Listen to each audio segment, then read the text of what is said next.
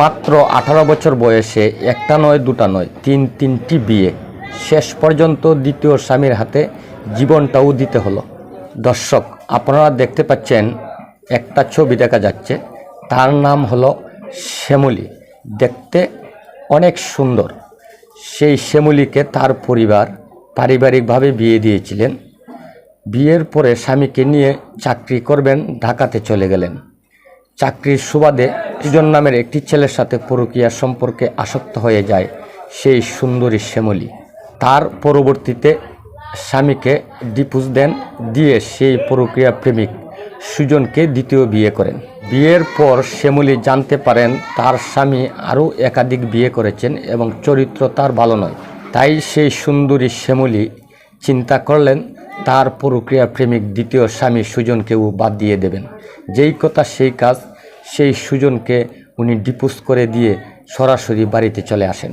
আর ওইদিকে পরকীয়া প্রেমিক সুজন কিন্তু সেই তালাকটি মানতে পারছেন না। তিনি বিভিন্ন জায়গায় পোস্টারিং বলেন, ফেসবুকে বলেন, বিভিন্নভাবে সেই শ্যামলীকে হুমকি দিয়ে আসছিলেন। ওইদিকে শ্যামলীর পরিবার চিন্তা করলেন যে দ্বিতীয় স্বামী সুজন যেভাবে তার পিছু হয়ে লাগছে, আসলে তার একটা ক্ষতি করে ফেলবে। তাই তাড়াহুড়া করে শ্যামলীর পরিবার আবারও তাকে তৃতীয় একটি বিয়ে দিয়ে দেন। আর ওইদিকে কিন্তু সুজন থেমেছিলেন না, কারণ তার স্ত্রীকে যে কোনো মূল্যই হোক ওনার কাছে ফেরত চাচ্ছিলেন, যার কারণে উনি বিভিন্ন সময় বিভিন্ন ধরনের হুমকি দিয়ে আসছিলেন। শেষ পর্যন্ত তার তৃতীয় স্বামীর কাছে গিয়ে উপস্থিত হলেন এবং তার যে ভিডিওগুলো ধারণ করা ছিল সেই ভিডিওগুলো ওপেন করলেন এবং তার কুকীর্তির কথা সব কিছু বললেন তার তৃতীয় স্বামীকে। সেই শ্যামলীর তৃতীয় স্বামী ওইগুলো দেখে এবং শুনে উনি মেনে নিতে পারছিলেন না, যার কারণে তার 3 নম্বর স্বামীও সেই শ্যামলীকে শেষ পর্যন্ত ডিভোর্স দিতে বাধ্য হলেন। আর কোনো রাস্তা না পেয়ে সরাসরি বাড়িতে চলে আসেন। তারপরে চিন্তা করলেন উনি আবারও লেখাপড়া করবেন এবং লেখাপড়া করতে শুরু করলেন। এক পর্যায়ে উনি ঢাকাতে চলে গেলেন।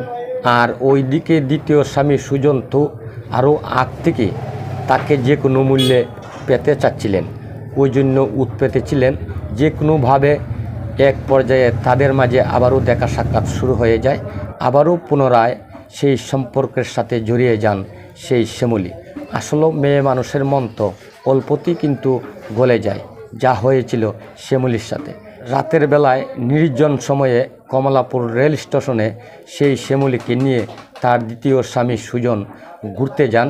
একজন আরেকজনের হাত ধরে ঘুরছিলেন। এর মাঝে যে সুজনের মনে কী ছিল তা তো আর শ্যামলী জানতেন না। হঠাৎ করে দেখা যাচ্ছে তার হাতে অনেক লম্বা একটি ধারালো অস্ত্র। তারপরে কি ঘটতে পারে তা অবশ্যই আপনারা বুঝতে পারছেন। শেষ পর্যন্ত এই পৃথিবী থেকে বিদায় করে দিল। সুপ্রিয় দর্শক, দেখেন আসলে সেই সুন্দরী তরুণী কোন জায়গাটিতে ভুল ছিল। তাকে তার পরিবার প্রথম দিকে খুব সুন্দরভাবে জাঁকজমকপূর্ণভাবে বিয়ে দিয়েছিলেন।